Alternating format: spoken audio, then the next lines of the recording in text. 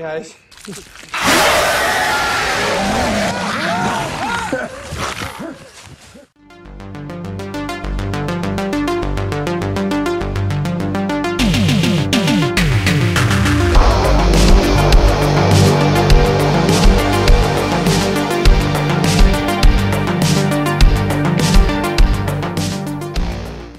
Digging Up the Marrow.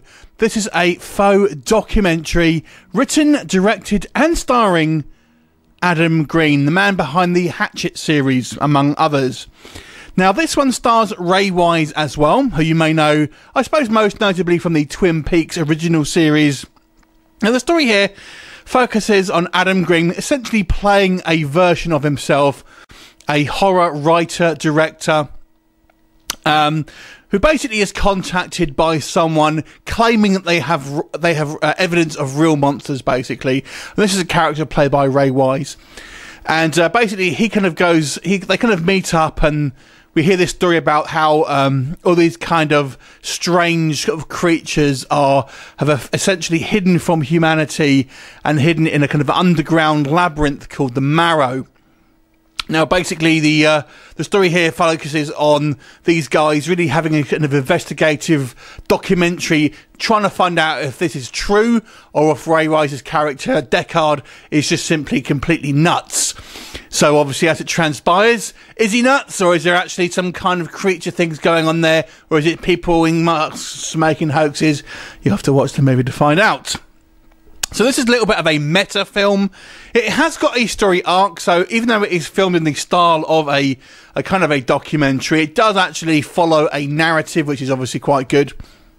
And the story here actually keeps you quite engaged, and because it's so meta, and we have these kind of like air quotes real life scenes, and with kind of like actors and kind of directors doing cameos as themselves, it kind of draws you in, especially as a horror fan, because you feel you're part of this world and you're kind of living this reality. So it's actually quite a clever idea, and you kind of want to find out what happens, and you can't help but feel this is very similar to the movie Nightbreed, in the fact that this is kind of like the society underground, with this kind of like all these kind of different kind of mutations and stuff, and a little bit similar to Fire City as well, I suppose. So, you know, what's the movie like? So let's talk about any negatives I have, first of all.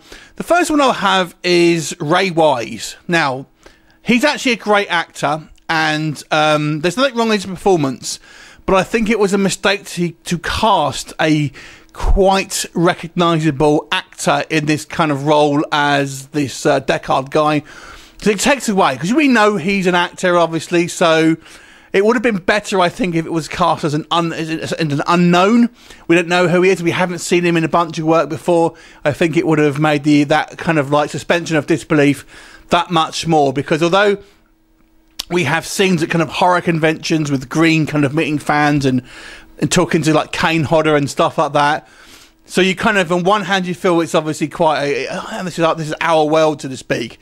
You see kind of Ray Wise play this character, and it goes again. So I think that was a bit of a casting mistake, but I will emphasise that there's nothing wrong with Ray Wise's performance. He does a great performance here. So that's the first thing. The second minor point, Adam Green's other works, I do feel like he's maybe pimping him out a little bit too much. We kind of get lots of shout outs through various films and his TV series, especially his TV series actually. So I do feel like there's quite a lot of, I mean, I guess it's a self-produced film, so why wouldn't you? But it almost feels like when you have like a load of product placement in a movie, this is all stuff to do with obviously his kind of work, however, but it feels a little bit OTT when you see films that have a lot of product placement. It's kind of like that. And the story is particularly engaging, but it plays a little bit like a fan footage film where obviously you only ever really see flashes and stuff like that, and you know it may bother some people that you don't really see much until kind of the end of the movie, and even then it's kind of somewhat ambiguous to actually what happens. This may frustrate people, but on the positive stuff here, I thought the story was actually quite engaging. Like I've mentioned, the way this is kind of shot makes it seem something special, something a little bit maybe you haven't seen before, even though you have seen films like this before. just because it has this kind of 1 foot set in this our reality, it sucks you that much into it, I think. And it's also really fun seeing all these kind of like these behind the scenes filmmaking process and sort of people who you may not see, Green's wife and his kind of friends and all that sort of stuff. You kind of almost feel like you're taking a bit of a peek behind the curtain. So it makes it quite a fun experience and an intriguing, events, basically, an intriguing story. I guess one other little niggle I have here, and this is only a minor one, the Adam Green refers to these things as monsters throughout the entire film, when we're told by Ray Wise's character that they're simply disfigured people that have kind of like hidden away from society. I don't know if you'd quite go ahead and call them monsters in front, really, to their faces necessarily. I don't know if that would be a smart move, especially if you came from a horror background. But anyway, only a small point. Back onto the positives. The effects here are done pretty well. They're all practical, and like we see, we only see kind of flashes, and most of it's in the kind of dark. So it works really well, I think, for the low budget. There's maybe one shot which is a little bit rubbery, but generally speaking, I thought the effects worked pretty well.